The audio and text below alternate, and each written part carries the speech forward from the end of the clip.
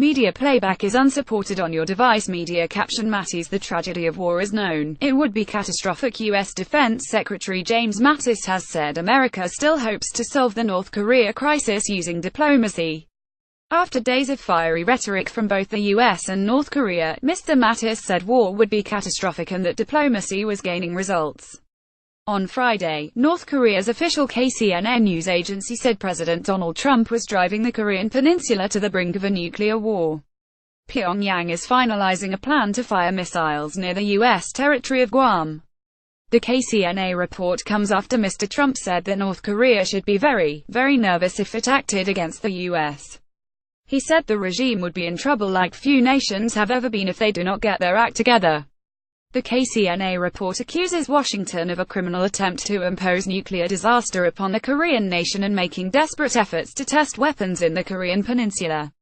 The U.S. is the mastermind of nuclear threat, the heinous nuclear war fanatic, the report said. Tensions have escalated in recent weeks, after North Korea tested 2 intercontinental ballistic missiles in July. It was further angered by a UN decision to increase economic sanctions against it. Media playback is unsupported on your device. Media caption It's not the first time North Korea has made threats against Guam. North Korea has said it will finalize a plan in days to fire medium-to long-range rockets towards Guam, a small Pacific island where U.S. strategic bombers are based, along with more than 160,000 U.S. citizens. There has been no indication that any attack on the Pacific island is imminent.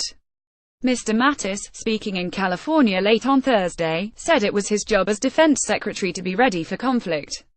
But he said the diplomatic effort, under Secretary of State Rex Tillerson and UN Ambassador Nikki Haley, has diplomatic traction. It is gaining diplomatic results. He gave no details. However, the UN Security Council agreed fresh sanctions against North Korea on Saturday. Mr. Mattis said the tragedy of war is well enough known. It doesn't need another characterization beyond the fact that it would be catastrophic. When asked about U.S. military plans for a potential conflict, Mr. Mattis said the country was ready, but he would not tell the enemy in advance what him going to do. Speaking on Thursday at his golf club in Bedminster, New Jersey, Mr. Trump suggested his own statements on North Korea where he threatened them with fire and fury the likes of which the world has never seen had not been tough enough.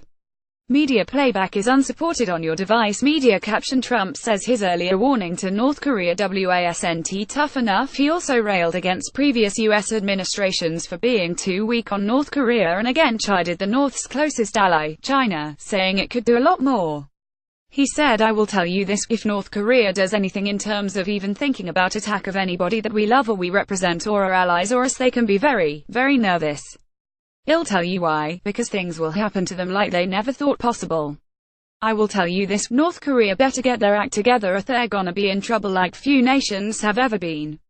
Media playback is unsupported on your device. Media caption There BBC's Robin Brandt asks those in the South Korean capital, Seoul, are you scared? However, he added that the U.S.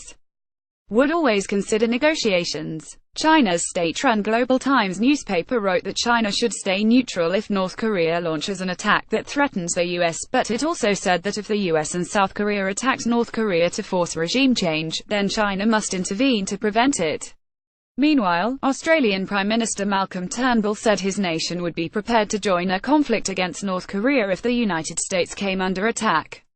Australia would honour its commitment under the 1951 ANZUS Treaty, he said, as America would come to our aid if we were attacked. What is the ANZUS Treaty? It is a security agreement signed by Australia, New Zealand and the US in 1951. The treaty is designed to act as a deterrent against aggression from other nations. Under the agreement, signatories are compelled to consult and act to meet the common danger if one is attacked. However, experts have said its precise application could be open to interpretation. Australia has invoked the treaty just once, in 2001, when it joined US troops in Afghanistan after the 9/11 attacks. The US and New Zealand suspended obligations to each other in the 1980s. Get news from the BBC in your inbox each weekday morning.